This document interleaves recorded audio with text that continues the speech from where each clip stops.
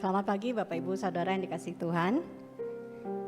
Pagi ini sebelum kita masuk ke dalam ibadah, mari kita mempersiapkan diri.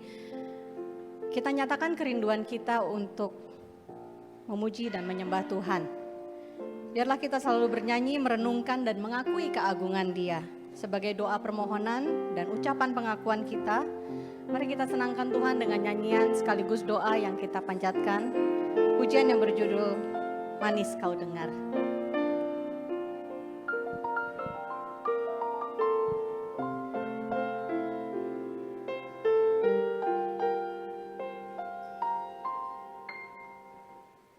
Ya Tuhanku,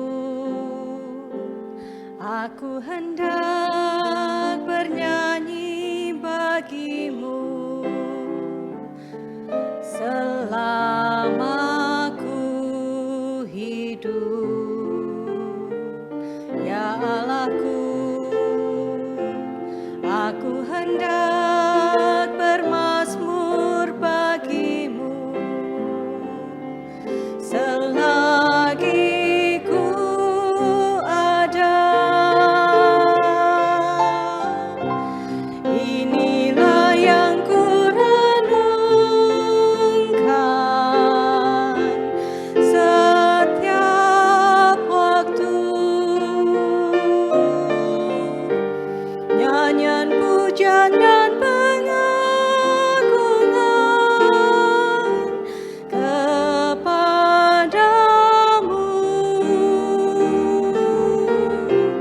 Biarlah manis kau dengar,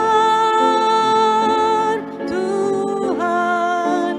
Manis kau dengar, Tuhan. Dan hatiku bersuka karenamu. Kita nyanyikan sekali lagi. Ya Tuhanku, aku hendak bernyanyi bagimu selama aku hidup. Ya Allahku, aku hendak bermazmur bagimu selagi ku ada. Inilah yang ku renungkan setiap waktu. Nyanyian pujian dan pengagungan kepadamu.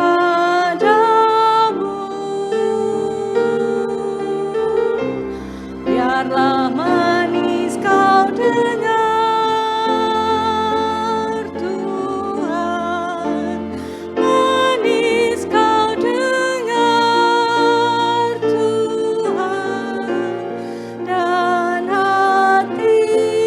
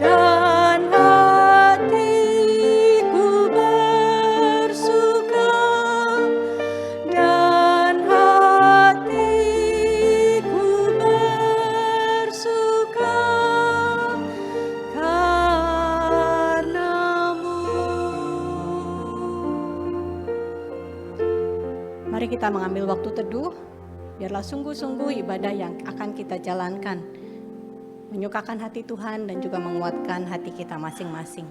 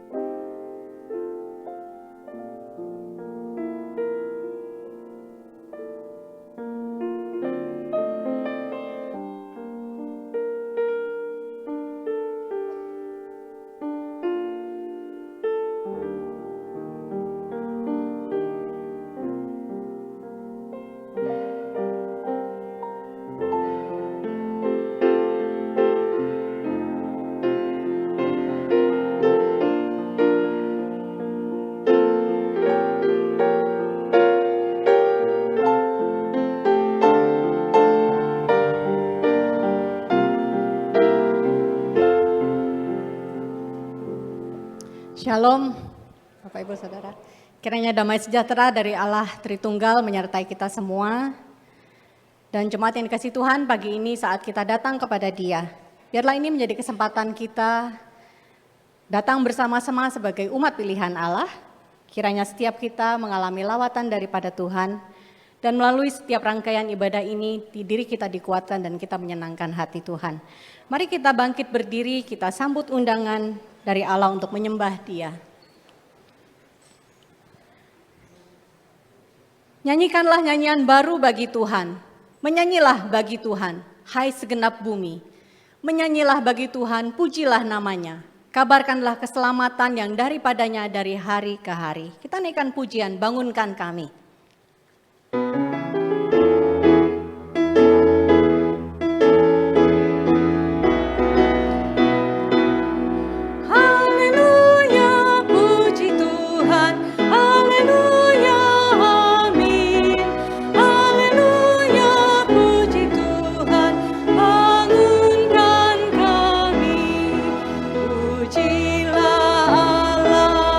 Demikian kasih-Nya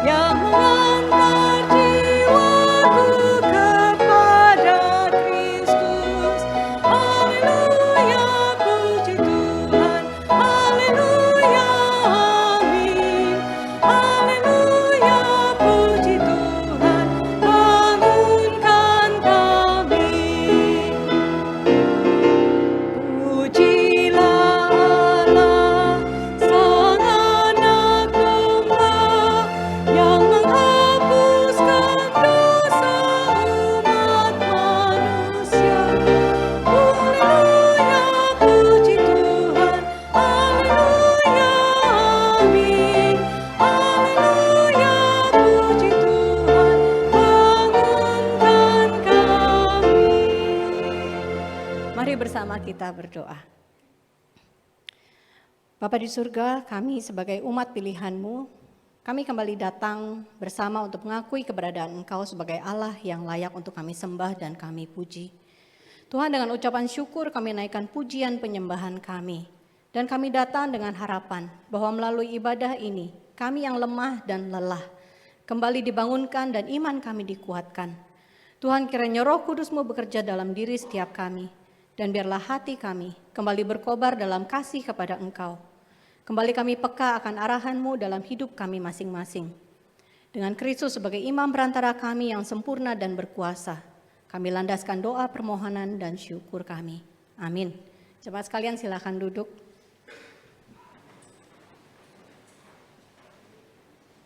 Bapak Saudara, kalau kita mengingat rencana dan penggenapan keselamatan yang Tuhan sudah sediakan kepada kita, hal itu merupakan sesuatu hal yang sulit untuk kita pahami dan mungkin suatu hal yang kita bisa nyatakan ajaib. Bahkan sedikit orang yang dapat percaya. Allah pencipta yang penuh kuasa, yang peduli kepada kita, manusia yang lemah dan berdosa. Kita akan nyanyikan satu pujian mengingat bahwa kasih Allah yang ajaib. Mengingat setiap kita manusia yang berdosa dan sebenarnya tidak layak. Mari kita nyanyikan Sungguh Heran.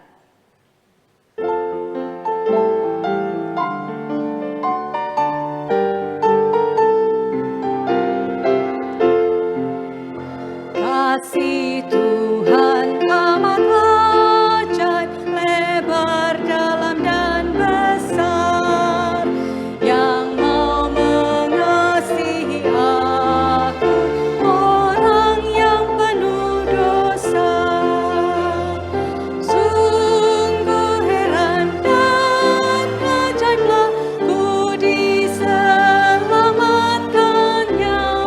Sungguh heran dan ajaiblah ku diselamatkannya. Di taman Getsemani taat kehendak Bapa, rela korbankan darahnya, mati menggantikanku. Sungguh heran dan ajaiblah ku diselamatkannya. Sungguh heran dan ajaiblah ku diselamatkannya. Bagiku ia menderita, tanggung semua dosaku. Bagiku ia menderita, tanggung semua dosaku. Malaikatnya dari sorga menghibur menjaganya. Sungguh heran dan ajaiblah ku diselamatkannya. Sungguh heran dan ajaiblah ku diselamatkannya. Paduan suara Pasutri akan memberikan persembahan pujian, saya persilahkan. Sebuah lagu bernuansa Afro-Amerika spiritual berjudul Swinging with the Saints yang menggambarkan akan kerinduan akan surga. Lagu ini digubah di tengah-tengah penderitaan karena perbudakan dalam satu imajinasi dari kisah Elia yang terangkat ke surga dengan kereta berapi, digabungkan dengan gambaran orang-orang kudus yang berbaris masuk ke surga. Paduan suara Pasutri akan menyanyikan lagu ini. Kiranya pujian ini boleh meneguhkan iman dan pengharapan kita semua di dalam Tuhan.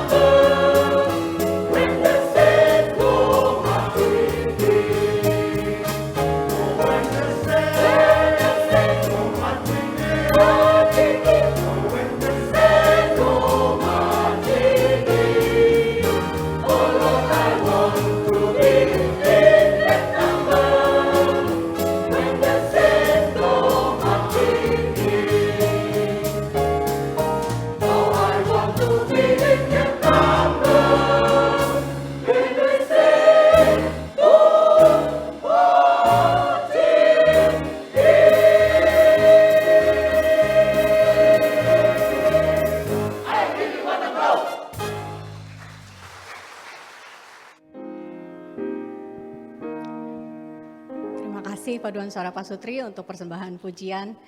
Bapak Ibu Saudara, hal ini suatu pesan yang disampaikan adalah pesan yang jarang sekali kita pikirkan. Bahwa ada kehidupan kekal di hadapan kita yang seharusnya kita sambut dengan sukacita. Tetapi kerap kali bayangan, penyakit, kematian selalu membuat kita takut dan gentar untuk menghadapinya. Kiranya pujian yang tadi memberikan kita suatu suasana yang baru. Bahwa saat kita akan menghadap Tuhan itulah suatu hal yang menggembirakan. Dan kita bisa menari menyambut berhadapan dengan Dia ya. Dan itu pun juga menjadi suatu jalan kepada kita. Bahwa hanya di dalam Yesus kita dapat mendapatkan jalan yang pasti dan akan kita dapat menyampaikan kita kepada Allah.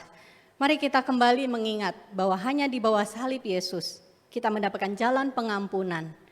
Dan mari kita nyatakan apabila ada hal-hal yang membebani kita, kesadaran bahwa diri kita masih belum sempurna, kita serahkan dan mohon pengampunan kepadanya. Kita nyanyikan pujian mengantar kita kepada doa pengakuan dosa di bawah salib Yesus.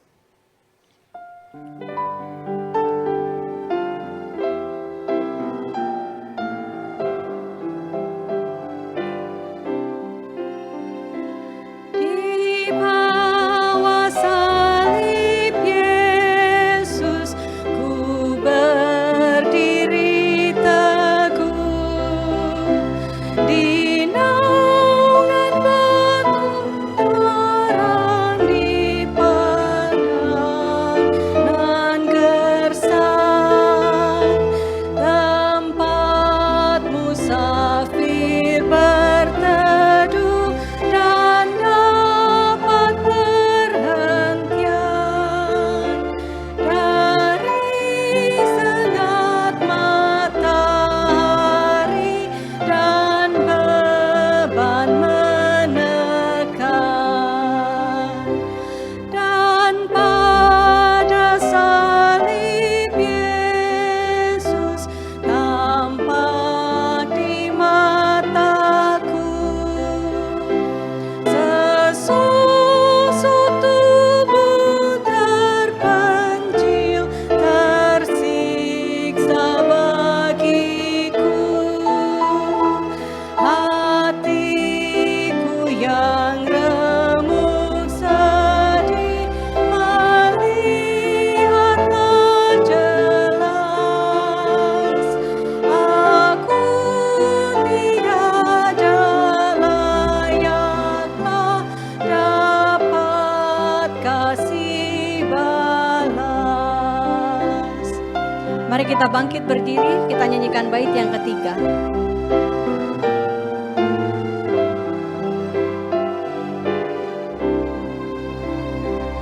Ya salibku jadikan naungan rumahku, seberkas cahaya wajahnya bagiku yang perlu.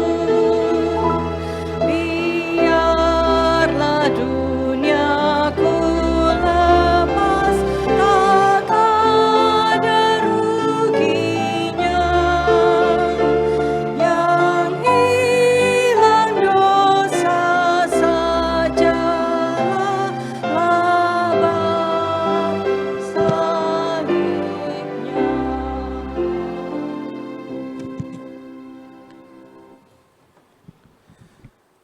Janganlah menyembunyikan wajahmu kepadaku.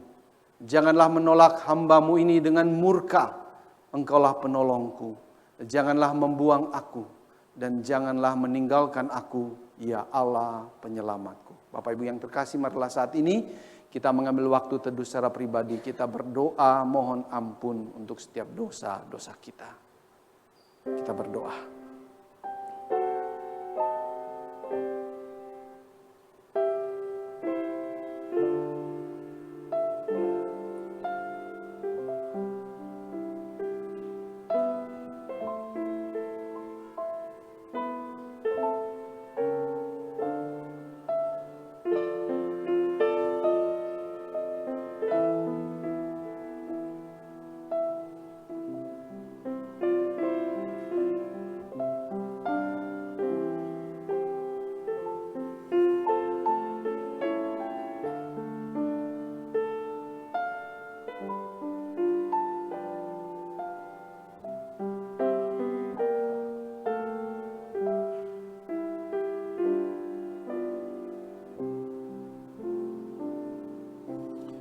Kasihanilah kami, ya Allah, kasihanilah kami. Karena berat beban dosa ini. Seringkali kami jatuh dan jatuh lagi di dalam dosa yang sama. Dan kami tidak kuasa untuk melawannya. Kami hanya bisa bersandar pada belas kasihan-Mu, ya Allah, di dalam Yesus Kristus yang sudah mati buat kami. Dan pada saat ini pun kami datang karena belas kasihan-Mu. Bukan karena kekuatan kami, bukan karena kami sadar, tetapi karena anugerah pengampunan Kristus membawa kami datang dengan berani untuk memohon ampun untuk setiap dosa dan salah kami. Sadarkan kami untuk setiap dosa-dosa kami yang ada di dalam pikiran kami, di dalam hati kami, yang kami katakan dalam perbuatan-perbuatan kami, dalam setiap keputusan-keputusan kami, dalam kelalaian-kelalaian kami. Seringkali kami tidak bergantung kepada Tuhan. Kami menyangka dengan kekuatan kami, dengan kepintaran kami, dengan daya kami bisa melakukan semuanya. Tetapi kami salah. Dan saat ini kami sadar bahwa kami sungguh-sungguh hanya bisa hidup sesuai dengan kebenaran Tuhan. Oleh karena itu kami mau datang kepada Tuhan. Mohon kekuatan, mohon semangat baru. Biarlah Roh Kudus kembali menguatkan kami untuk taat dan bersandar hanya kepada Tuhan. Biarlah pengampunan-Mu ya Tuhan memberikan kami gairah yang baru, semangat yang baru untuk hidup sesuai dengan kehendak-Mu. Kami berdoa, memohon belas kasihan Tuhan hanya di dalam nama Tuhan kami, Yesus Kristus. Amin. Dengarlah janji pengampunan dosa. Ia mengampuni segala pelanggaran kita dengan menghapuskan surat hutang yang oleh ketentuan-ketentuan hukum mendakwa dan mengancam kita. Dan itu ditiadakannya dengan memakukannya pada kayu salib. Dan itulah jaminan kita, jaminan mulia di dalam Yesus Kristus. Bait yang pertama.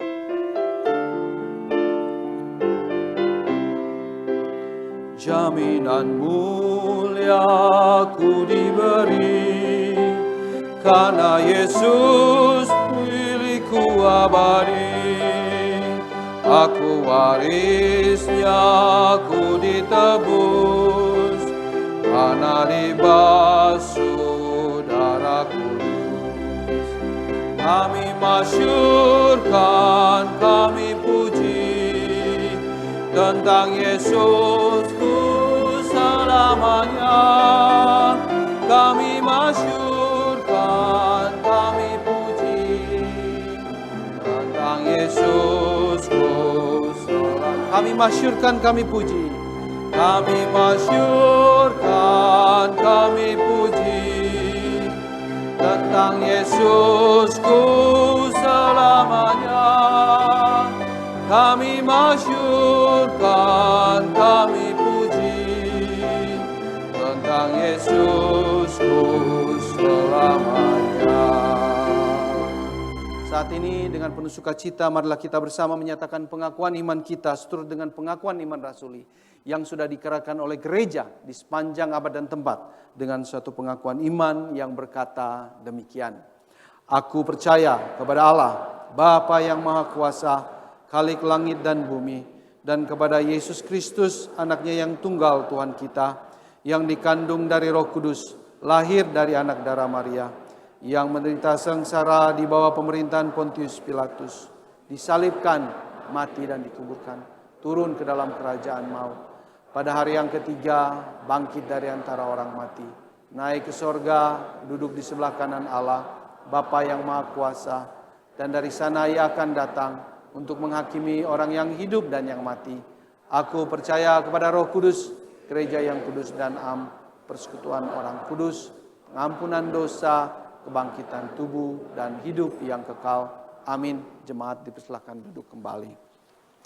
Marilah saat ini kita sama-sama mendengarkan firman Tuhan yang akan diwartakan oleh Guru Injil Denny.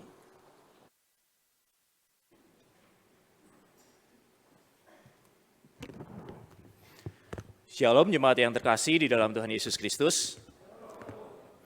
Bersyukur pada pagi hari ini kita masih terus diberikan kesempatan untuk kita bisa bersama-sama mendengarkan kebenaran firman Tuhan. Sebelum itu, sebelum kita akan mendengar kebenaran firman Tuhan, terlebih dahulu kita akan sama-sama tundukkan kepala, kita berdoa mohon pimpinan dari Tuhan. Mari kita berdoa. Tuhan Allah Bapa, kami sungguh bersyukur atas kebaikan Tuhan di dalam kehidupan kami. Kebaikan dari kasih karunia Tuhan yang terus menopang kehidupan kami, sehingga kami boleh ada sebagaimana kami ada pada saat ini. Dan saat ini Tuhan, kami mau mendengarkan kebenaran firman Tuhan. Biarlah Tuhan boleh tolong setiap kami, untuk kami bisa mengerti dan memahami akan bagian firman Tuhan ini. Dan Tuhan juga tolong, supaya kami bisa melakukan akan firman Tuhan ini di dalam kehidupan setiap kami. Kami serahkan sekali lagi waktu pemberitaan firman Tuhan kami pada pagi hari ini ke dalam tangan Tuhan Yesus Kristus sendiri. Di dalam nama Tuhan Yesus kami sudah berdoa dan mengucap syukur. Amin. Jemaat yang terkasih di dalam Tuhan, topik yang akan kita bahas bersama pada pagi hari ini adalah dosa. Apakah itu dosa menghujat Roh Kudus?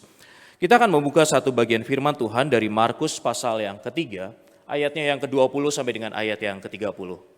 Markus pasal yang ketiga, ayatnya yang ke-20 sampai dengan ayat yang ke-30.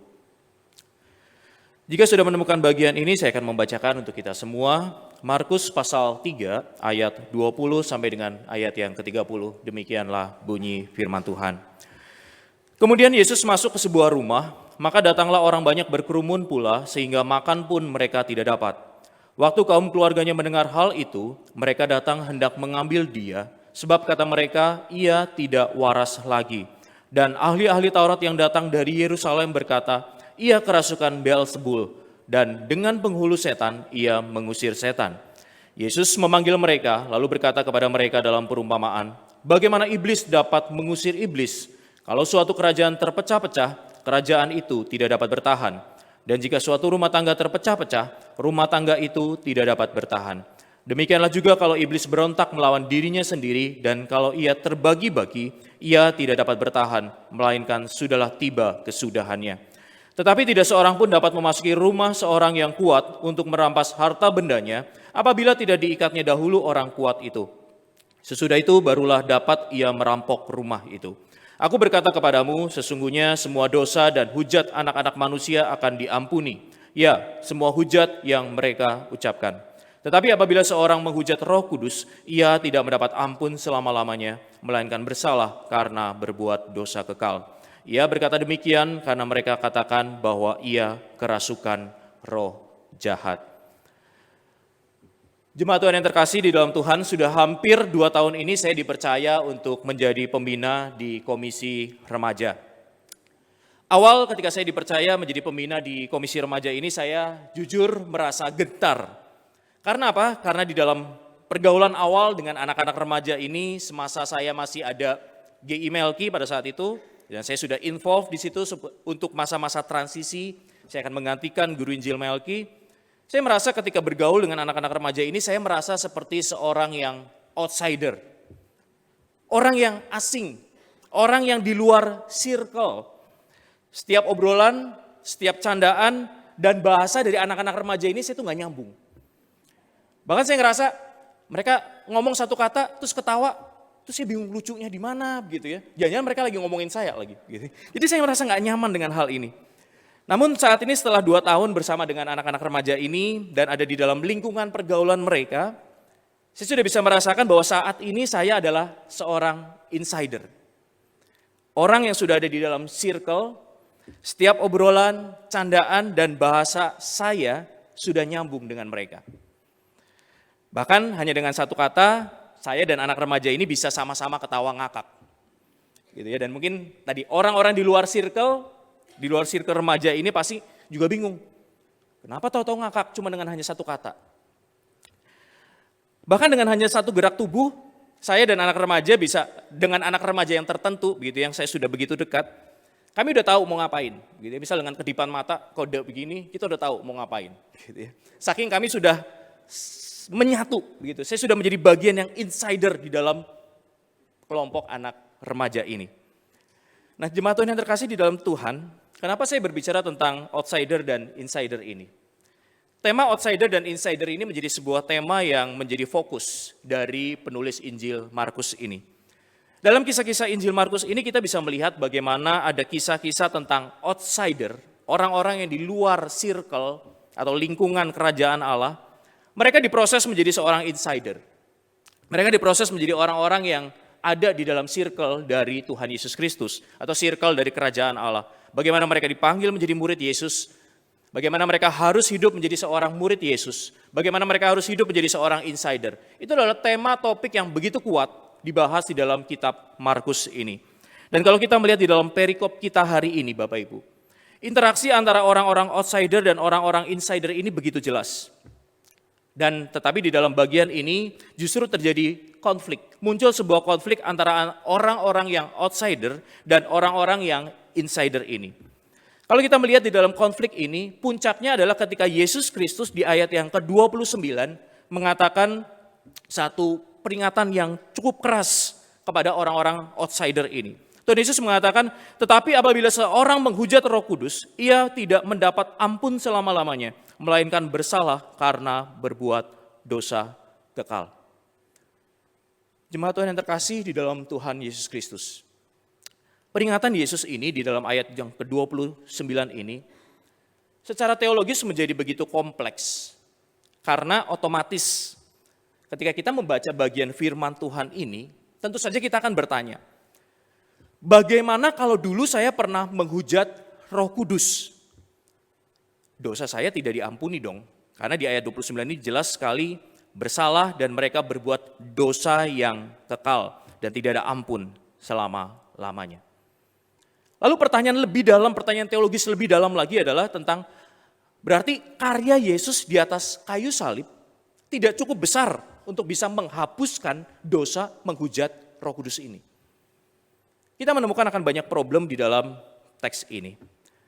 Tetapi saya mau mengajak setiap kita untuk melihat, mencari jawaban dari pertanyaan tentang, dari ayat yang ke-29 ini, dari tema tentang insider dan outsider ini. Hal pertama yang harus kita lihat tentang bagaimana kita akan menjawab tentang pertanyaan apa yang dimaksud dengan dosa menghujat Roh Kudus ini. Hal yang pertama harus kita lihat adalah yang kita harus ketahui adalah apa yang dimaksud dengan menghujat Roh Kudus itu sendiri. Jemaat Tuhan yang terkasih di dalam Tuhan, arti kata menghujat di dalam bahasa asli bisa memiliki dua arti. Yang pertama adalah berkata-kata yang sifatnya itu menyerang, abusive language. Begitu ya, satu kata-kata yang sifatnya ya berkata kasar dan sifatnya itu adalah menyerang untuk menjatuhkan. Dan yang kedua, arti katanya adalah memfitnah. Dan di dalam konteks perikop yang baru saja kita baca, Yesus mengucapkan kata-kata ini, mengatakan bahwa orang-orang ini atau ahli Taurat ini sudah menghujat Roh Kudus. Kita akan melihat apa yang menjadi konteks dari bagian ini. Apakah yang harus kita pahami sebagai arti kata menghujat itu yang pertama atau yang kedua. Nah, kalau kita melihat di dalam bagian ini, kenapa Yesus mengucapkan kata-kata ini? Kata-kata ini diucapkan oleh Yesus sebagai sebuah respon atas tuduhan dari ahli-ahli Taurat yang mengatakan bahwa Yesus kerasukan Beelzebul. Dan bahkan dengan jelas mereka mengatakan dengan bantuan penghulu setan, Yesus mengusir setan. Ada di dalam ayat yang ke-22. Jadi jelas sekali bahwa tuduhan ahli-ahli Taurat ini merupakan sebuah fitnah.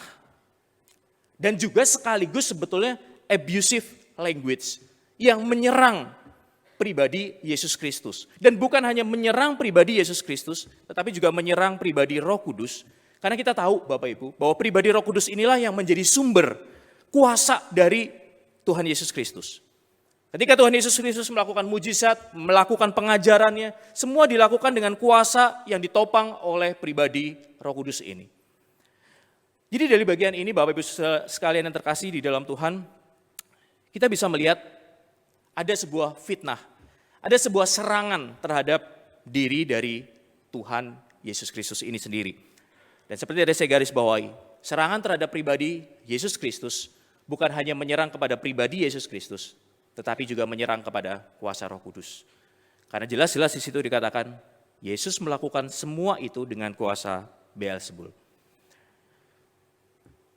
Untuk menanggapi fitnahan ini, Yesus menyampaikan 3 perumpamaan yang kita bisa baca di dalam ayat 23 sampai dengan ayat yang ke-27. 2 perumpamaan pertama yang kita lihat adalah tentang rumah tangga dan kerajaan. 2 perumpamaan pertama itu. Bagaimana rumah tangga dan kerajaan yang baik itu seharusnya tidak mungkin terbagi kuasanya. Karena begitu terbagi kuasanya maka hancurlah rumah tangga dan hancurlah kerajaan ini. Dari 2 perumpamaan ini jelas Tuhan Yesus ingin menunjukkan bahwa kuasa yang dimiliki oleh Yesus berbeda dengan kuasa dari Beelzebul. Karena tidak mungkin di dalam satu rumah, di dalam satu kerajaan dengan kuasa yang sama, dengan power yang sama, mereka sendiri akan bermusuhan, mereka akan saling bertentangan. Jadi Tuhan Yesus ingin menekankan, menjelaskan kepada para pendengar saat itu bahwa Yesus berbeda dengan Beelzebul ini, dengan kuasa setan ini. Lalu Yesus lebih mempertajam lagi di dalam perumpamaan yang ketiga, yaitu ketika kita membaca kisah tentang bagaimana di ayat yang ke-27 di situ dikatakan tentang seorang yang memasuki rumah orang yang kuat. Kalau kita membaca bagian ini, perumpamaan yang ketiga ini, sebetulnya Yesus ingin menyampaikan bahwa yang dimaksud dengan orang yang masuk ke rumah orang yang kuat itu adalah berbicara tentang diri dari Tuhan Yesus Kristus sendiri. Dan orang yang kuat ini adalah sebetulnya berbicara tentang Beelzebul itu. Menarik Bapak Ibu, ketika ada tuduhan yang ditujukan kepada Tuhan Yesus ketika mengatakan Yesus menyembuhkan dengan kuasa Beelzebul. Karena kenapa yang disebutkan Beelzebul itu? Karena Beelzebul ini adalah dewa yang dipercaya dewa yang paling kuat di antara para dewa-dewa yang lain. Dan dewa inilah, dewa Beelzebul ini juga yang dipercaya menjadi dewa penguasa dari bait-bait penyembahan berhala pada saat itu. Sehingga menarik ketika Tuhan Yesus mengatakan bahwa kuasa yang dimilikinya itu lebih besar. Karena dikatakan di sini bagaimana perumpamaan ini sebenarnya mau menunjukkan tentang sebuah nubuatan. Tentang sebuah tindakan yang akan nanti dilakukan oleh Yesus Kristus. Yaitu melalui apa? Melalui karya kematian dan kebangkitan Yesus Kristus. Jadi di sini katakan bahwa Yesus itu akan masuk ke rumah orang yang kuat itu, yaitu ke rumah Beelzebul itu, ke daerah kekuasaan Beelzebul itu yang diyakini sebagai pemimpin para iblis, para dewa-dewa Baal yang lain. Dan Yesus juga akan mengikat, di situ dikatakan dia akan mengikat. Mengikat itu artinya adalah mengalahkan iblis. Supaya apa? Supaya bisa mengambil orang-orang. Di sini katakan memang di perumpamaan ini mengambil harta benda dari rumah itu.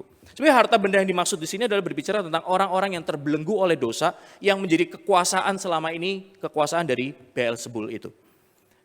Sehingga Tuhan Yesus dengan jelas mengatakan dia akan mengikat Beelzebul ini dan dia akan mengambil orang-orang yang terbelenggu yang selama ini menjadi milik Beelzebul untuk orang ini diambil menjadi orang kepunyaan Allah. Jadi jelas di dalam bagian perumpamaan yang ketiga ini Tuhan Yesus mau menunjukkan bahwa kuasa yang dimiliki oleh Yesus lebih tinggi dan berbeda dari kuasa yang dimiliki oleh Beelzebul. Jemaat Tuhan yang terkasih dalam Tuhan, dari perumpamaan yang ketiga ini kita bisa melihat kembali kepada topik kita tentang outsider dan insider ini. Dari bagian ini kita bisa dengan jelas melihat bagaimana dari seorang yang outsider, orang yang di luar lingkaran kerajaan Allah, dia bisa dibawa masuk menjadi seorang insider, orang yang menjadi pemilik kerajaan Allah. Itu perlu kuasa dari Yesus yang besar.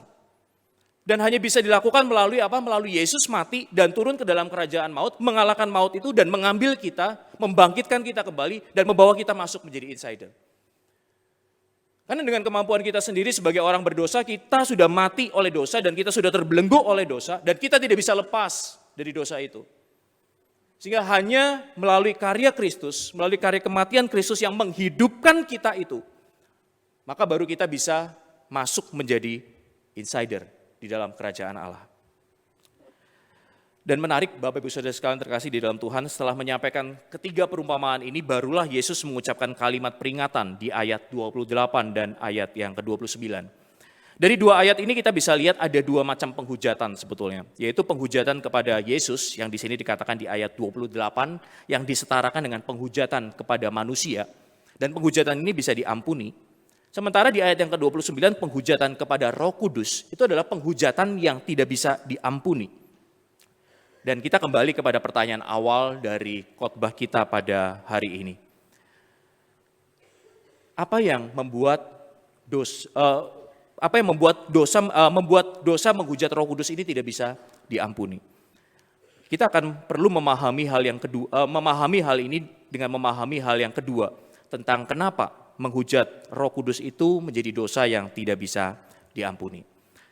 Hal kedua yang perlu kita pahami adalah kita perlu memahami untuk siapa peringatan ini ditujukan oleh Tuhan Yesus Kristus pada saat itu. Ketika kita kembali kepada konteks teks yang kita baca pada pagi hari ini, peringatan Yesus yang keras ini jelas sekali kita bisa membaca secara gamblang bahwa Yesus sedang menegur. Teguran yang keras ini, peringatan yang keras ini jelas-jelas ditujukan kepada ahli-ahli Taurat yang pada saat itu memfitnah dia.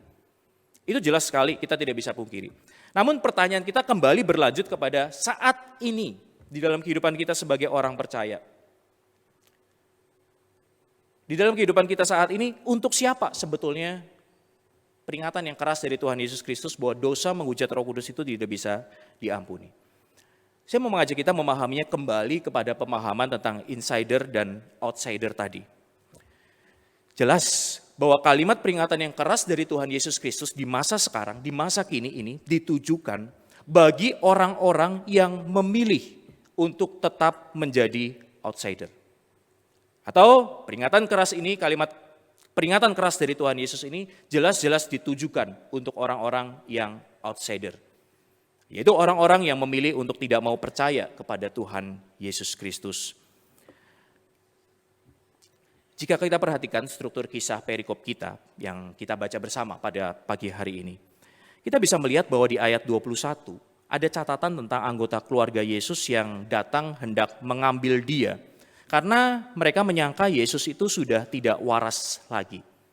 Menarik Bapak Ibu, kata mengambil ini di dalam bahasa aslinya, kalau kita lihat di dalam bahasa Yunani aslinya, itu memiliki arti kata yang sama dengan ketika tentara Romawi ingin menangkap Tuhan Yesus di Taman Getsemani. Jadi kata ini bisa diartikan dengan mengambil, ini bisa diartikan dengan kata menangkap.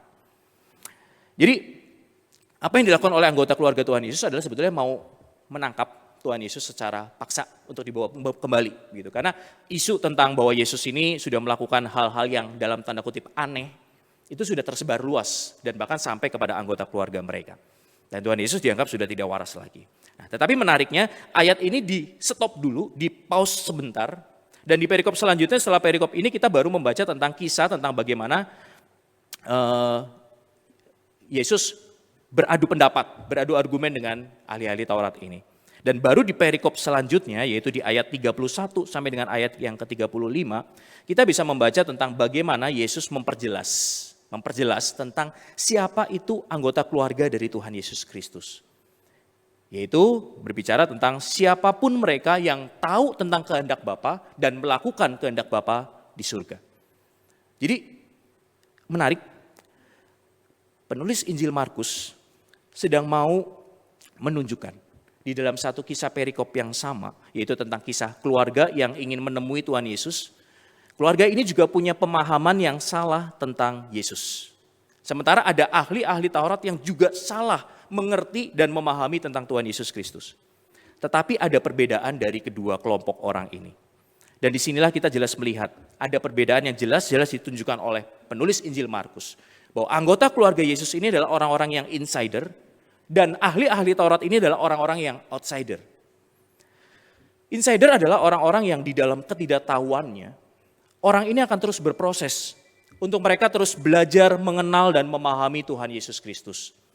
Tetapi sebaliknya, outsider itu adalah orang-orang yang di dalam pengetahuannya secara sadar mereka tahu punya banyak pengetahuan. Tetapi mereka secara sadar memilih untuk mereka tidak mau percaya dan secara aktif bahkan mereka menentang Yesus dengan pengetahuan yang mereka punya itu. Jadi dengan demikian kalimat peringatan Yesus menjadi jelas bahwa kalimat ini ditujukan kepada orang-orang yang outsider dan orang-orang ini di dalam pengetahuan Tuhan Yesus tahu bahwa orang-orang outsider ini akan tetap menjadi orang-orang outsider. Dan dosa-dosa dari orang-orang yang outsider ini karena mereka tidak mau menerima kasih karunia dari Tuhan Yesus Kristus, maka dosanya tidak akan diampuni. Karena jelas orang-orang outsider ini menolak dengan tegas dan keras adanya kuasa Roh Kudus yang sedang bekerja sebetulnya di dalam diri mereka saat itu. Tontonan tentang mujizat Yesus Kristus, pengusiran setan, penyembuhan orang sakit, orang mati dibangkitkan. Itu adalah hal yang saat ini kita tidak akan pernah lihat Bapak Ibu. Ahli-ahli Taurat itu punya satu privilege, punya satu kesempatan ngelihat itu. Tetapi mereka memilih untuk mereka tidak mau percaya pada Tuhan Yesus Kristus. Dan mereka tetap memilih untuk menjadi outsider. Saya mau menyimpulkan bagian ini tentang apa itu dosa menghujat Roh Kudus dan kenapa ini tidak bisa diampuni. Saya mau mengajak kita melihat secara teologis bagian ini, ayat 29 ini. Ayat 29 ini mesti dipahami demikian Bapak Ibu. Bahwa ahli Taurat ini adalah orang-orang outsider. Maka karena mereka orang-orang outsider, maka mereka menghujat Roh Kudus. Dan mereka tidak akan pernah diampuni dosanya. Jadi bukan memahaminya bukan karena ahli-ahli Taurat ini menghujat Roh Kudus, maka mereka menjadi outsider dan mereka tidak bisa diampuni dosanya. Jadi saya ulangi sekali lagi, kita harus memahami ayat 29 ini sebagai demikian, bahwa ahli Taurat adalah orang-orang outsider, maka mereka akan menghujat Roh Kudus dan mereka tidak diampuni dosanya. Jadi bukan karena ahli Taurat ini menghujat Roh Kudus, maka mereka menjadi outsider dan mereka tidak bisa diampuni dosanya. Karena sekali lagi kembali kepada hal yang pertama yang tadi saya ungkapkan, bahwa karena dosa itu hanya bisa diampuni ketika seseorang menerima Yesus Kristus itu sebagai juru selamat. Dan hal ini hanya mungkin dikerjakan oleh Roh Kudus sendiri di dalam diri setiap orang percaya. Jadi dalam pemahaman reform, iman yang menjadi pegangan di dalam gereja kita ini, kita berkeyakinan, kita memiliki satu doktrin, bahwa keselamatan yang kita punya, bahwa ketika kita bisa menyatakan iman kita untuk percaya kepada Tuhan Yesus Kristus, itu bukan karena kemampuan kita, bukan karena keahlian kita, bukan karena kuasa kita untuk kita bisa menerima akan panggilan Kristus, termasuk untuk kita bisa menolak akan panggilan Kristus, termasuk untuk kita punya kuasa, kita nggak akan pernah punya kuasa untuk kita menolak akan kuasa Roh Kudus itu bekerja di dalam hidup kita, membuat kita menjadi percaya. Oleh karena itulah kita lebih bisa memahami ayat ke-29 ini, bahwa di dalam pra-pengetahuan Allah, pra-pengetahuan yang dimiliki oleh Tuhan Yesus Kristus, Tuhan Yesus sudah tahu ahli-ahli Taurat ini adalah orang-orang yang outsider. Orang-orang yang memang mereka tidak dipilih untuk menerima keselamatan itu. Dan kuasa Roh Kudus mau sebesar apapun, artinya itu tidak akan pernah bekerja di dalam diri orang itu. Karena mereka bukan orang-orang pilihan yang akan dimenangkan dan mereka akan dibawa masuk menjadi seorang insider. Jemaat Tuhan yang terkasih di dalam Tuhan, ada dua hal kebenaran dari perikop yang kita baca bersama tadi yang saya rasa ini bisa, ketika kita memahami dua kebenaran ini, itu bisa semakin menolong kita untuk meneguhkan dan menguatkan iman kita saat ini.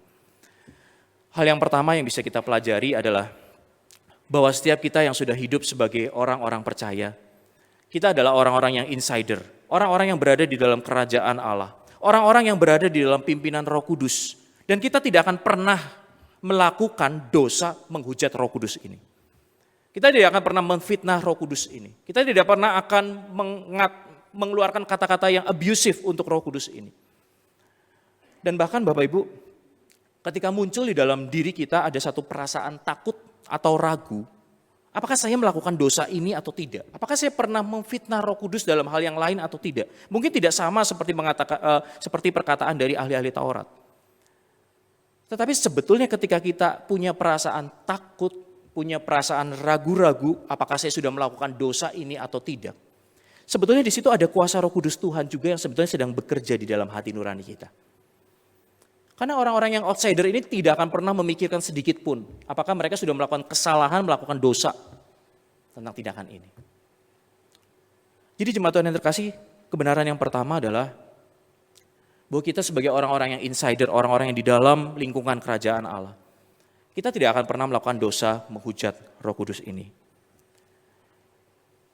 Memang sebagai insider yang dulunya kita adalah outsider, orang yang di luar sana, wajar kalau di dalam kehidupan kita terus berproses Bapak Ibu. Jadi sama seperti anggota keluarga Yesus yang tadi disebutkan di ayat 21. Mereka pun pernah salah memikirkan tentang Yesus. Mereka pernah salah, mereka tidak salah, mereka menjadi sempurna ketika mereka percaya Tuhan Yesus. Tidak, mereka terus berproses untuk bisa memahami dengan baik, dengan benar tentang siapa itu Tuhan Yesus. Termasuk memahami dengan benar tentang siapa itu pribadi Roh Kudus. Tetapi yang membedakan antara insider dan outsider adalah tentang sikap hatinya, Bapak Ibu. Insider tunduk pada pimpinan Roh Kudus dan mau terus belajar. Sementara para outsider ini merasa cukup dengan pengetahuannya yang terbatas dan mereka memutuskan untuk menolak Allah di dalam kehidupannya. Sampai di titik ini mungkin muncul satu pertanyaan lagi, Bapak Ibu. Mungkin setiap kali kita bisa kembali bertanya begini. Dulu waktu saya atau anggota keluarga saya masih outsider, apakah kita juga pernah, atau ketika saya merasa pernah benar-benar menolak Yesus secara aktif, benar-benar pernah mungkin menghujat Roh Kudus, memfitnah Roh Kudus. Apakah sekarang berarti saya setelah menjadi insider, sekarang saya masih berdosa? Jemaat Tuhan yang terkasih, kembali kepada permasalahan teologis ini. Bahwa dulu ketika kita masih outsider, kita mungkin betul, kita tidak memiliki kuasa Roh Kudus yang menolong kita mengerti, memahami tentang Tuhan Yesus Kristus. Tetapi permasalahannya kembali adalah ketika kita ada sebagai outsider, kita sebetulnya bukan benar-benar sebagai seorang outsider. Tetapi kita adalah orang-orang yang dulunya outsider, sebetulnya kita adalah orang-orang yang insider. Hanya permasalahan menunggu waktu kapan kita menjadi orang yang insider ini. Dan mungkin saja selama menjadi outsider, selama sebelum Roh Kudus Tuhan itu bekerja di dalam kehidupan kita, kita mungkin saja mengeraskan hati kita, mengatakan tidak percaya kepada Tuhan Yesus Kristus, mungkin saja juga menghujat Roh Kudus ini. Tetapi itu kita lakukan di luar pimpinan dari Roh Kudus Tuhan. Tetapi yang pasti saat ini Bapak Ibu, karya Yesus di atas kayu salib cukup untuk mengampuni setiap dosa dari setiap outsider yang mau datang kepada kasih karunia yang Allah sediakan ini. Allah menyediakan pengampunan bagi setiap outsider, termasuk pengampunan di dalam ketidaktahuan kita menentang Tuhan. Saat ini bagi setiap kita yang masih merasa outsider, walaupun mungkin duduk diam di dalam gedung gereja ini, mungkin kita merasa masih outsider, masih belum sungguh-sungguh percaya, masih meragukan akan Kristus di dalam kehidupan kita. Biarlah firman Tuhan ini berbicara kepada setiap kita dalam hati kita. Mempertobatkan setiap kita. Ambil kesempatan ini untuk kita bisa sungguh-sungguh merespon akan karya Roh Kudus Tuhan itu dalam kehidupan kita. Sehingga kita sungguh-sungguh menjadi seorang insider pada saat ini. Jemaat Tuhan yang terkasih di dalam Tuhan, kebenaran kedua yang bisa kita pelajari dari perikop yang kita baca pada hari ini. Bahwa sebagai seorang insider, kita mesti terus bersandar kepada hikmat dan pengertian dari Allah sendiri. Manusia begitu terbatas dalam kuasa, terbatas dalam pengetahuannya. Sedangkan Allah kita punya Allah yang maha kuasa, Allah yang maha tahu, dan dunia ini adalah milik Tuhan. Dan untuk kita bisa hidup dengan baik, dengan benar di dunia ini, kita mesti bersandar kepada kuasa dan pengetahuan Allah. Barulah kita bisa menjalani kehidupan kita itu dengan baik. Karena tanpa bersandar kepada kuasa dan pengetahuan dari Allah, kita akan sama seperti ahli-ahli Taurat tadi. Banyak pengetahuan, banyak kuasa yang kita tidak bisa penuhi, tidak bisa kita pahami dengan baik dengan otak kita yang terbatas, otak kita yang sempit ini. Banyak doktrin-doktrin dari kebenaran Alkitab yang kita akan pertentangkan, akan terus kita pertanyakan ketika kita tidak sungguh-sungguh bersandar kepada hikmat Tuhan ini. Karena otak kita nggak akan pernah mampu, Bapak Ibu. Bahkan untuk memahami tentang Allah Trinitas pun kita tidak akan pernah mampu. 3, 1, 1, 3. Karena buat kita selalu 1 tambah 1 tambah 1 3. Kita tidak pernah berpikir dengan pola pikir Allah dan kita tidak pernah tahu tentang dimensi waktu dan ruang yang Allah miliki. Tapi kita mau berusaha untuk bisa memahami Allah dengan baik dan benar. Oleh karena itulah yang perlu kita lakukan saat ini, iman itu adalah berbicara tentang bagaimana kita bersandar pada kuasa dan pengetahuan dari Tuhan. Jemaat Tuhan yang terkasih di dalam Tuhan, saya mau men-sharingkan tentang pengalaman saya ketika nyasar, gitu ya, tersesat, ketika melakukan road trip dengan mobil, gitu ya. Saya dan keluarga suka melakukan road trip. Jadi pernah paling jauh kami udah sampai Bali, gitu. Dan ada rencana pengen ke Lombok, gitu ya. Nah, waktu itu ketika kami melakukan road trip yang pertama, karena kami kurang persiapan, lalu kurang pengalaman, sehingga ketika kami melakukan road trip itu HP kami tuh habis baterai. Dan kebetulan di mobil kami belum pasangin satu alat yang bisa mengkonverter mesin energi dari mesin itu supaya bisa terubah menjadi bisa mengisi atau bisa men-charging HP kami. Sehingga kami berjalan pada saat itu di satu tempat, kami harus jalan tanpa bantuan G-Maps. Dan Bapak Ibu pasti tahu gitu ya, tanpa G-Maps di suatu daerah yang baru, suatu lokasi yang baru, ya kami tersesat. Nah, di awal-awal tersesat itu, saya pribadi masih gaya, maklum ya, cowok gitu ya. Masih bergaya, masih sok tahu. Masih mengatakan, wah kayaknya kenal nih jalan. Kayak masih bisa terus nih ini. Ini udah benar nih, udah benar. Ini jalannya masih gede gitu ya. Makin terus ngikutin. Dan akhirnya sampai satu titik, saya tahu ini udah nyasar jauh gitu ya. Semakin gak jelas arahnya. Dan beberapa kali sebetulnya istri itu udah menyarankan, istri saya yang ada di sebelah saya sebagai co-pilot saya, udah menyarankan, stop dulu, nanya ke orang. Supaya bisa yakin nih jalannya udah benar belum. Gitu. Tapi sekali lagi tadi, sebagai ego seorang pria gitu ya, apalagi cewek, tahu apa sih tentang G-Maps, tentang arah gitu ya, yang lebih tahu saya. Gitu. Saya yang mengatakan, udah gak usah tanya, maju terus, bener ini masih. Gitu. Sampai akhirnya ketika di titik tadi saya mengatakan, udah benar-benar tersesat, udah benar-benar putus asa, jalan tuh udah semakin kecil Bapak Ibu. Udah gak ada jalan. Akhirnya sudah mulai putus asa dan akhirnya saya berhenti. Oke, kita berhenti, kita nanya ke orang. Dan setelah beberapa kali nanya ke orang, mungkin sekitar sampai 4 atau 5 kali. Karena orang pertama waktu ditanya, jalan ke tempat ini tuh lewat mana ya? Si orang ini mengatakan, oh kami bukan orang daerah sini, jadi kami nggak tahu. Oke, tanya ke orang kedua, cari lagi orang kedua, gitu ya, sambil jadi mobil kami arahnya kami balikin, kami sambil lihat, ada orang tanya, begitu ya, tanya. Kedua, ketiga juga orang yang sama yang tidak tahu daerah situ. Gitu. Dan sampai mungkin kayak orang keempat dan orang kelima itu untuk meyakinkan saja, gitu ya. Apakah yang keempat tadi benar nggak? Gitu ya. Ada orang keempat itu udah nunjukin, jalannya lewat sini. Oke, kita apalin, terus orang yang kelima kita tanya. Gitu. Nah, jemaat Tuhan yang terkasih, akhirnya kami bisa selamat, kami nggak nyasar, gitu, dan sampai ke tempat tujuan walaupun waktunya jadi lebih panjang. Gitu. Tapi jemaat Tuhan yang terkasih, dari pengalaman tersesat atau nyasar ini, itu mengingatkan saya bahwa untuk kita ada di sebuah dunia yang kecil, gitu ya, lingkungan yang kecil. Maksud saya mengatakan ketika saya tersesat itu kan ruang lingkupnya kecil, gitu ya, sebuah daerah yang sangat terbatas. Sebutlah misal Bali, begitu ya. Kita tuh nggak akan punya kuasa dan pengetahuan tentang Bali itu. Betul, mungkin kita pernah buka G-Maps, kita apalin jalannya, kita mungkin cari tahu, namanya Tanjung Benoa itu di mana, kita udah pernah tahu itu. Tetapi ketika kita ada di tempat itu, di tempat yang begitu terbatas, hanya mengatakan sebutlah Pulau Bali itu. Kita nggak punya kuasa dan pengetahuan yang mumpuni, yang benar-benar kita yakin bahwa kita bisa menguasai daerah itu. Setidaknya tidak tersesat, Bapak Ibu. Kita nggak pernah punya kuasa itu. Kita perlu ditolong dengan pengetahuan dan kuasa dari, ya tadi, pertolongan dan kuasa dari orang-orang di sekitar daerah itu tadi, yang tahu memang benar-benar orang daerah itu. Nah, apalagi saat ini kita bicara tentang kehidupan kita di dunia, Bapak Ibu. Sebuah dunia dan kehidupan yang begitu kompleks. Dan kalau kita mengatakan, saya nggak butuh Tuhan, saya nggak butuh pimpinan Tuhan, saya mau katakan bahwa kita adalah orang-orang yang sombong kalau kita berkata demikian.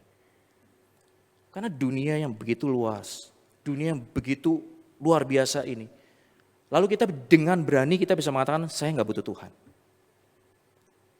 Tapi justru saat ini yang perlu kita lakukan adalah ketika kita hidup di dalam dunia yang begitu kompleks dan luar biasa ini, kita mesti terus bertanya dan bersandar kepada pribadi yang berkuasa dan berpengetahuan itu, yaitu Allah Bapa kita. Kita perlu bersandar kepada Allah Bapa kita. Dan saat ini terlebih kita juga bersyukur bahwa Allah juga mengaruniakan Roh Kudus yang terus memimpin dan menyertai kehidupan kita di dunia ini. Roh Kudus itu akan terus memimpin menyertai kita. Bahkan di saat-saat ketika kita lupa untuk kita bertanya kepada Tuhan, untuk kita mencari tahu dari Tuhan. Roh Kudus ini akan menolong kita. Di dalam pergumulan-pergumulan hidup kita yang berat, mungkin ketika kita menjadi putus asa, hopeless dengan semua permasalahan, tantangan hidup yang sedang kita alami. Kita sudah mengatakan, kayak Tuhan gak ada deh, kita udah mulai ragu-ragu. Tuhan mengatakan, udah doa, udah sungguh-sungguh minta tolong sama Tuhan, tapi Tuhan gak jawab. Kita udah hopeless, kita udah merasa gak punya kuasa lagi. Tetapi di dalam hati kecil kita ada suara Roh Kudus Tuhan yang terus bekerja mengingatkan setiap kita. masih ada pengharapan. Tetap terus bersandar kepada Tuhan.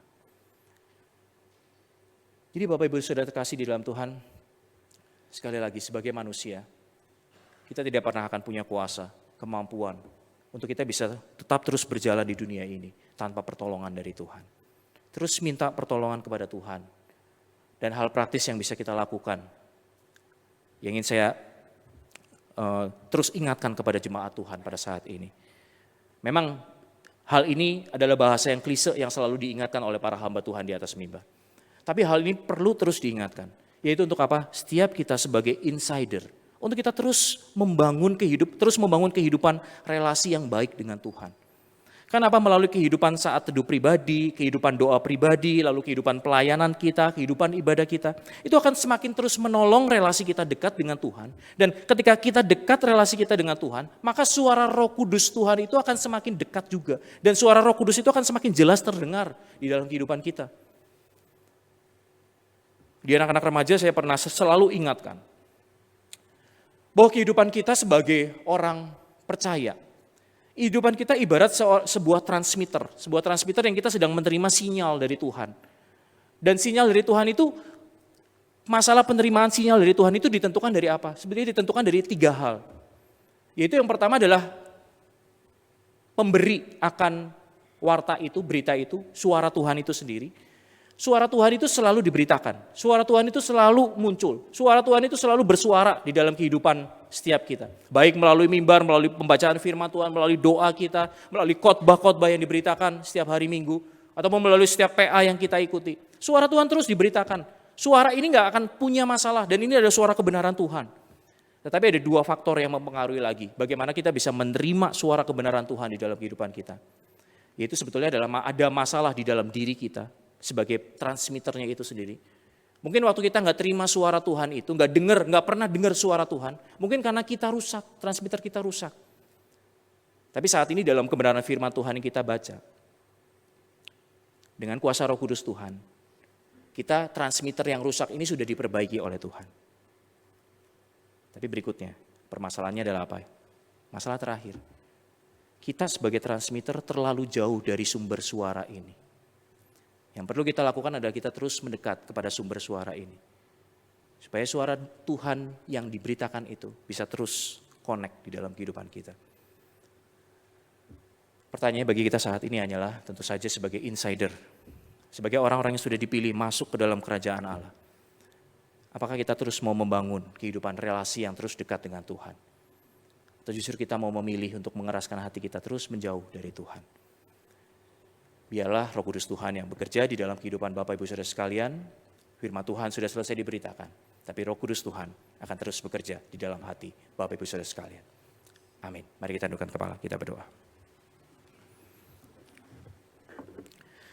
Tuhan Allah Bapa, kami sungguh bersyukur kalau pada pagi hari ini kami kembali diingatkan akan kebenaran firman Tuhan. Bahwa setiap kami orang-orang yang percaya kepada Yesus Kristus sebagai Juru Selamat dan Tuhan di dalam kehidupan kami. Kami sudah dimenangkan oleh Tuhan Yesus Kristus dan kami sudah menjadi bagian dari kerajaan Allah. Dan bagian kami saat ini sebagai warga kerajaan Allah, sebagai orang-orang yang insider, seharusnya kami terus membangun kehidupan yang semakin terus lebih baik lagi di dalam Tuhan Yesus Kristus. Supaya kehidupan kami bisa terus bertumbuh di dalam iman percaya kami. Keimanan kami boleh terus dipertebal melalui kedekatan kami dengan Tuhan Yesus Kristus. Sekali lagi kami bersyukur untuk Roh Kudus Tuhan yang tinggal diam di dalam setiap diri kami.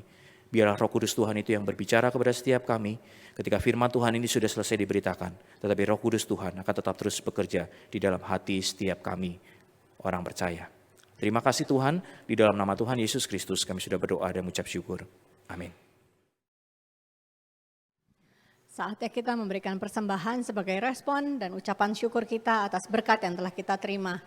Baik dalam kehidupan kita selama seminggu, bahkan hari-hari yang lalu, juga untuk ke depan iman kita berserah kepada penyerahan dan pimpinan daripada Tuhan saja. Kita berikan persembahan, Bapak Ibu Saudara bisa melakukan transfer melalui QRIS yang sudah ditayangkan, juga dengan amplop.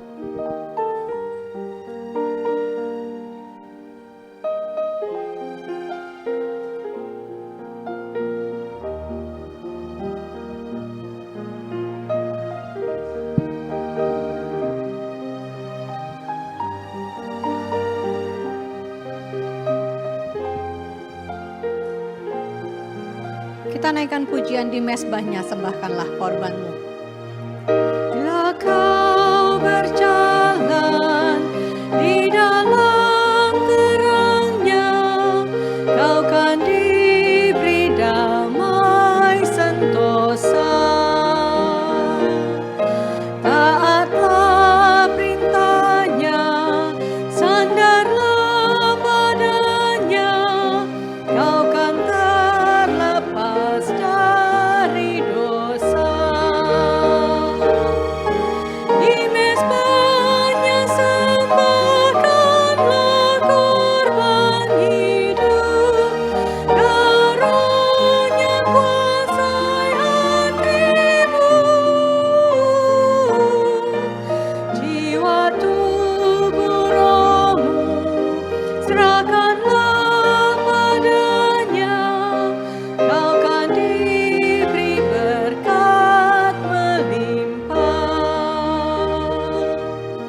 Bila kau memohon agar Yang mendengar, doalah sesuai kehendaknya. Sampai tubuh rohmu dikuasainya, serahkan dirimu di mezbahnya.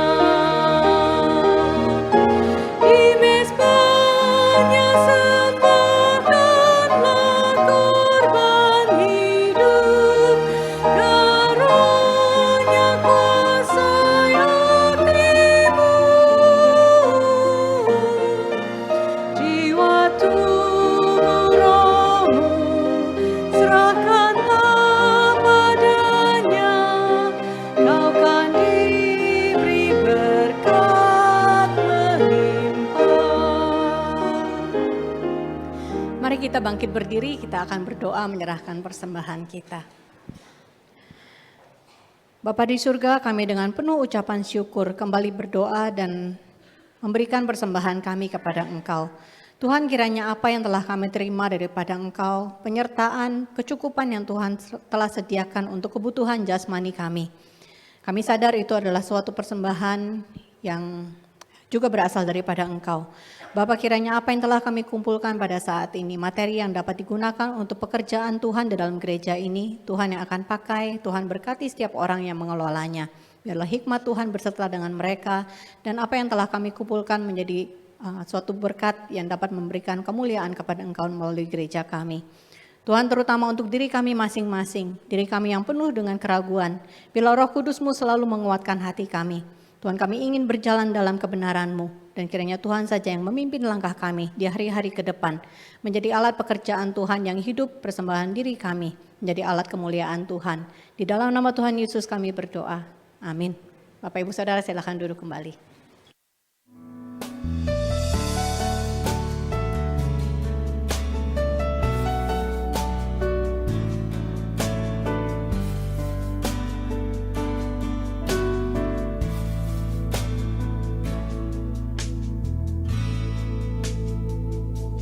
Saat keadaan sekelilingku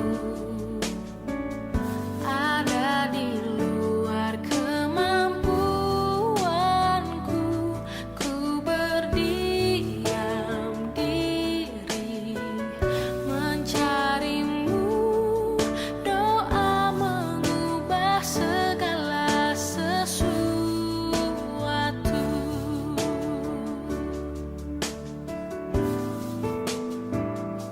Saat kenyataan di depanku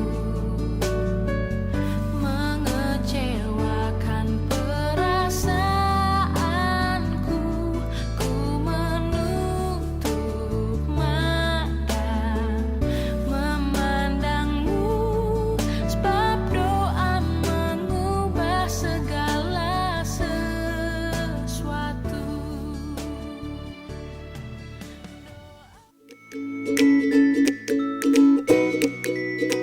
Halo, saya Irene Natalia. Saya mengajar di Sekolah Kristen IPK sebagai guru bahasa Mandarin dari kelas nursery sampai SD kelas 1 di IPK BSD sejak tahun 2018.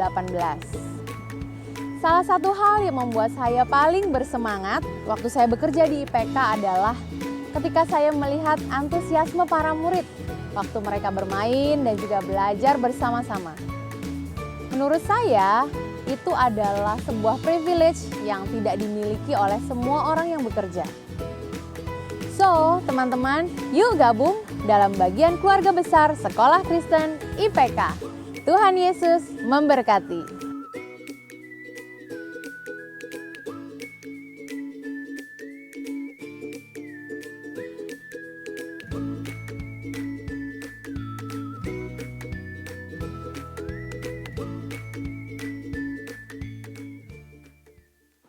Selamat pagi Bapak Ibu yang terkasih. Ya, senang kita bisa diberi kekuatan oleh Tuhan untuk datang beribadah bersama-sama pada pagi hari ini. Pertama-tama kita mau mengucap syukur dan berterima kasih kepada setiap pelayan Tuhan pada pagi hari ini yang sudah melayani di ibadah sehingga kita bisa beribadah bersama-sama dengan lancar. Yang kedua, mungkin ada yang baru pertama kali hadir dan beribadah bersama-sama pada pagi hari ini. Mungkin bisa mengangkat tangan supaya kami bisa menyambut. Mungkin yang di atas terlebih dahulu, yang duduk di atas yang baru pertama kali hadir, bisa mengangkat tangan sehingga kami bisa mengenal dan menyambut Bapak Ibu Saudara sekalian. Yang di bawah, sebelah kanan saya, sebelah kiri saya. Oke, semuanya baik. Nah, Bapak Ibu yang terkasih di dalam Tuhan Yesus, hari Jumat yang lalu kemarin, Pendeta Timotius Fu diwisuda ya, dan mendapatkan gelar sebagai Doctor of Ministry ya di Singapura. Makanya beliau pada pagi hari ini tidak bersama-sama dengan kita. Kita mengucap syukur untuk apa yang Tuhan sudah berikan, kuatkan kepada beliau. Dan juga kita juga mengucap syukur untuk setiap dukungan yang sudah diberikan oleh jemaat-jemaat sekalian sehingga gembala kita bisa mendapatkan apa yang dia dapatkan hari ini. Warta berikutnya, berita sekolah minggu. Sekolah minggu akan mengadakan kebaktian Padang pada tanggal 17 Juni 2023. Pendaftaran dapat ditransfer melalui scan barcode pada flyer dengan biaya Rp150.000. Dan ketika mentransfernya Bapak Ibu yang terkasih, perhatikan agar di bagian belakang 2 angka terakhir harus diberi angka 17 ya supaya bisa dikenal. Biaya pendaftaran sudah termasuk kaos, konsumsi dan aktivitas dan transportasi. Berita duka cita, telah meninggal dunia dengan tenang Ibu Ida Indriati Raharja usia 88 tahun. Almarhumah adalah ibu dari Bapak Iman Setriawan Teng, mama mertua dari Ibu Mariati Sumarsono pada hari Jumat tanggal 28 yang lalu dan telah dikremasi pada hari Rabu tanggal 3 Mei yang lalu. Yang kedua telah meninggal dunia dengan tenang Ibu Oen Liang Moi usia 92 tahun. Almarhumah adalah nenek terkasih dari Ibu Wina Wijaya, Bapak Leonard Nugroho pada hari Selasa tanggal 2 Mei yang lalu dan dimakamkan pada hari Minggu hari ini tanggal 7 di pemakaman Petamburan. Yang ketiga telah meninggal dunia dengan tenang Bapak Sim Hian Chung usia 88 tahun. Almarhum adalah papa terkasih dari Bapak Johan Setiawan dan papa mertua dari Ibu Tuti Sumarsono pada hari Jumat 5 Mei yang lalu dan akan dikremasi pada hari Senin besok tanggal 8 Mei. Kita berdoa kiranya Tuhan berikan penghiburan kepada keluarga yang ditinggalkan. Mari kita sama-sama bangkit berdiri, kita berdoa.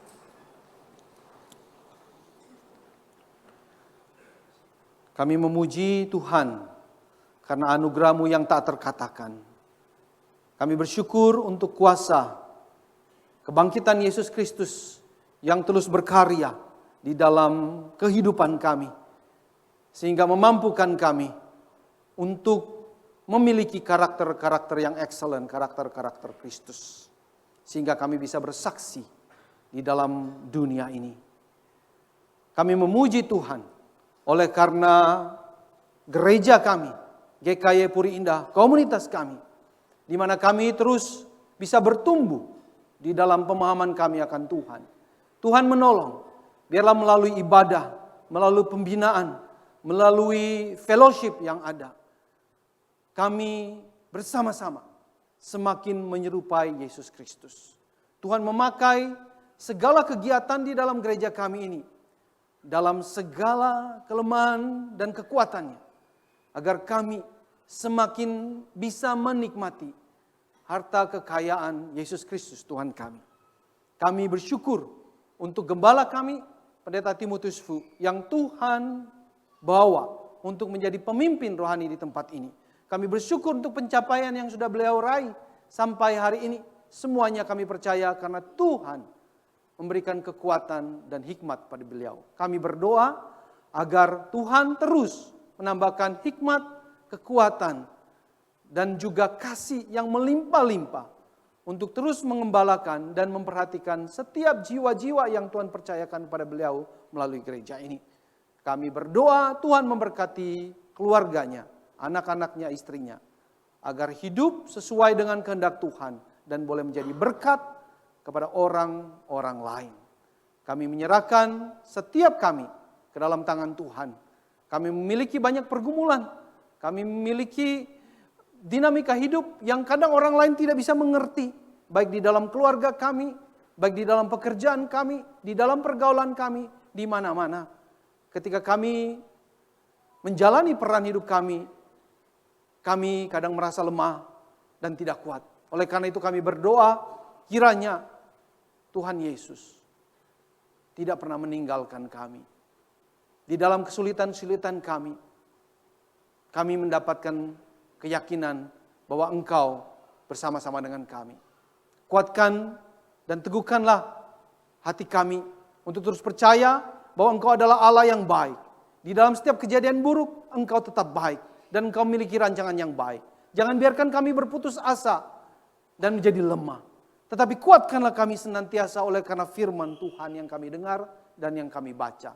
Sehingga kemanapun kami pergi, apapun pengalaman kami, apapun yang kami lakukan, tidak ada satupun yang bisa mengalahkan kami dan menaklukkan kami untuk berpisah, untuk keluar dari rencana Tuhan. Tapi biarlah ya Tuhan, justru segala pergumulan kami semakin menguatkan kami. Dan pada gilirannya kami bisa menjadi penghibur buat saudara-saudara seiman kami yang lain. Kami mengingat akan pemimpin bangsa kami juga, pemimpin di masa yang akan datang. Kami berdoa kiranya Tuhan mengaruniakan pemimpin yang cinta keadilan. Pemimpin yang mengasihi orang-orang lemah, yang peduli dengan orang-orang lemah. Pemimpin yang mengasihi semua orang di dalam bangsa ini. Dari yang tertinggi maupun yang terendah, dari Sabang sampai Merauke. Dan bekerja untuk membangun bangsa ini. Kami menyerahkan bangsa ini ke dalam tangan Tuhan. Segala puji, hormat hanya bagi nama Tuhan. Di dalam nama Tuhan kami Yesus Kristus, kami sudah berdoa. Amin.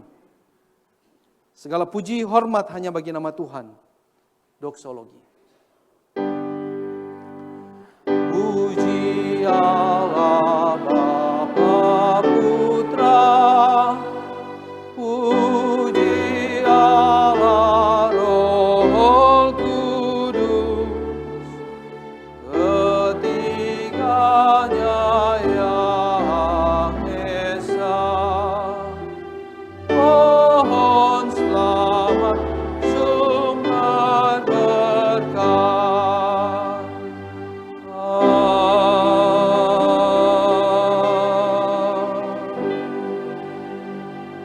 Bapak Ibu yang terkasih, marilah kita pulang dan terus membawa berkat Tuhan dibagikan pada orang yang membutuhkan dan terimalah berkat daripadanya. Kasih karunia dari Tuhan Yesus Kristus yang sudah mati dan bangkit bagi kita semua, cinta kasih Allah yang tidak berhingga, serta kekuatan persekutuan bersama dengan Roh Kudus senantiasa menopang, memimpin dan membimbing kehidupan kita mulai hari ini sampai selama-lamanya. Amin.